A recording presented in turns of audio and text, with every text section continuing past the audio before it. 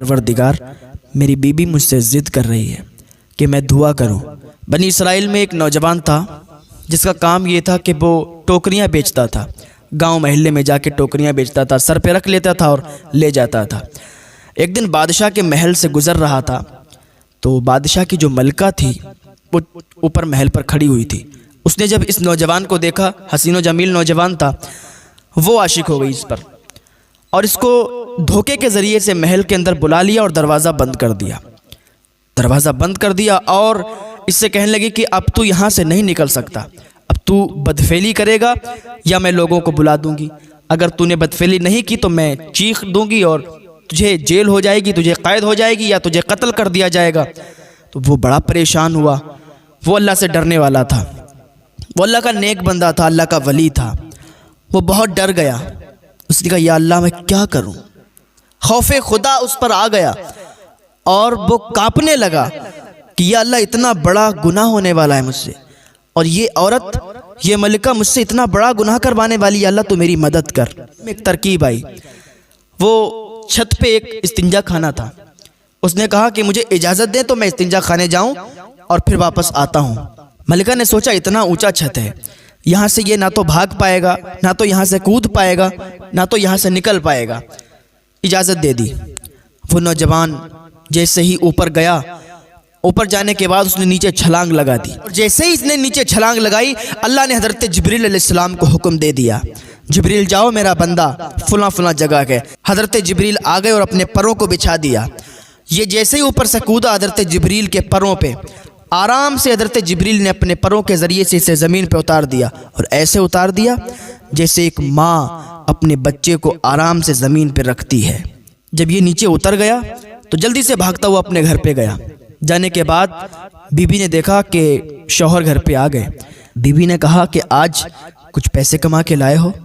اس نے کہا آج کوئی پیسہ نہیں میں نے کمایا، آج وصولی نہیں ہو پائی، آج ٹوکریاں نہیں بک پائیں۔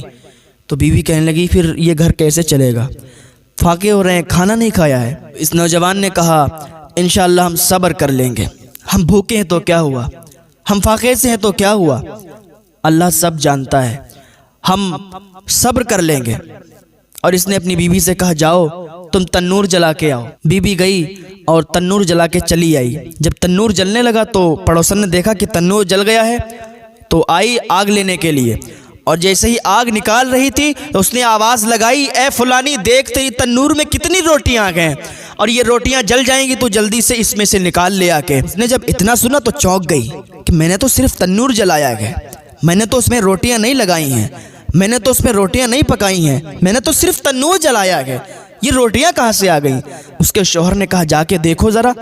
وہ دوڑتی ہوئی آئی، دیکھا قسم خدا کہ اس میں پورا تنور روٹیوں سے بھرا ہوا تھا، پورے تنور میں روٹیاں ہی روٹیاں تھیں۔ اللہ کا شکر ادا کیا، بھاگتی ہوئی اپنے شوہر کے پاس آئی، کہنے لگی تم اللہ کے ولی ہو، آج تمہارے ذریعے کرامت ہوئی ہے، تم نے کرامت دکھائی ہے، اب تم اللہ سے دعا مانگو کہ جو باقی ہماری زندگی ہے یہ خوشحالی سے گزر جائے۔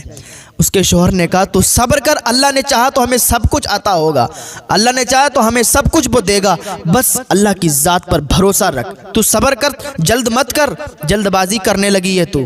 اتنی سی بات دیکھ کر اس نے کہا آپ دعا کرو نا اللہ کی بارگاہ میں، انشاءاللہ تمہاری دعا قبول ہو جائے گی، مجھے یقین ہے، مجھے بھروسہ ہے۔ وہ بار بار منع کرتا رہا کہ تو صبر کر، تو جلدی نہ کر۔ اس نے کہا نہیں آپ دعا کرو، جو بات کی زندگی ہے وہ خوشحالی سے تو گزرے گی۔ نوجوان نے مصلی بچھایا اور مصلی بچھا کے نفل ادا کی، اور نفل نماز کے بعد اس نے اللہ کی بارگاہ میں ہاتھ اٹھا دیے، اے پروردگار میری بیوی مجھ سے ضد کر رہی ہے کہ میں دعا کروں، اے میرے پروردگار میں تجھ سے دعا کرتا ہوں، اے میرے اللہ، اے میرے مالک میری دعا کو رد نہ کرنا، میری بیوی ضد کر رہی ہے، تو ہمیں اتنا مال دے دے کہ ہماری خوشحالی کے ساتھ زندگی گزر جائے، اللہ میری دعا کو قبول کر لے۔ ابھی اس کی دعا مکمل بھی نہیں ہو پائی تھی کہ اس کے گھر کی چھت پھٹ گئی، اور چھت کے ذریعے سے اتنے ہیرے اس کے گھر میں گر پڑے کہ اس کا پورا گھر ہیروں سے بھر گیا۔ جب اس نے دیکھا کہ ہیرے آ گئے تو اس نے اپنی بیوی کو اٹھایا، وہ سو گئی تھی، کہا اٹھو دیکھو تم نے کہا تھا نا کہ میں اللہ کی بارگاہ میں دعا کروں، اللہ ہماری دعا کو قبول فرمائے گا، دیکھو میں نے اللہ کی بارگاہ میں دعا کی، اللہ نے ہماری دعا قبول فرما لی، دیکھو گھر کی چھت پھٹ گئی اور ہمارے گھر میں ہیرے ہی ہیرے آ گئے، اب تم اپنی زندگی عیش و آرام سے گزارو۔ تم کہہ رہی تھی نا کہ باقی زندگی ہم عیش و آرام سے گزارنا چاہتے ہیں، تو گزارو عیش و آرام سے، ہیرے ہی ہیرے ہو گئے، ہم لوگ بہت مالدار ہو گئے۔ اس کی بیوی نے کہا میرے شوہر، میرے سرتاج، ابھی تک یہ میری تمنا تھی کہ میں بہت زیادہ مالدار ہو جاؤں، میں اپنی باقی کی زندگی خوشحالی سے گزاروں، لیکن ابھی میں نے ایک خواب دیکھا ہے، میں نے دیکھا ہے کہ جنت میں کرسیاں بچھی ہوئی ہیں اور وہ کرسیاں ہیرے جواہرات سے پر ہیں، ان کرسیوں میں ہیرے جواہرات زبرجد لگے ہوئے ہیں۔ میں نے پوچھا یہ کس کے لیے ہیں؟ تو وہاں معلوم چلا فرشتوں نے کہا یہ کرسیاں تیرے شوہر کے لیے ہیں۔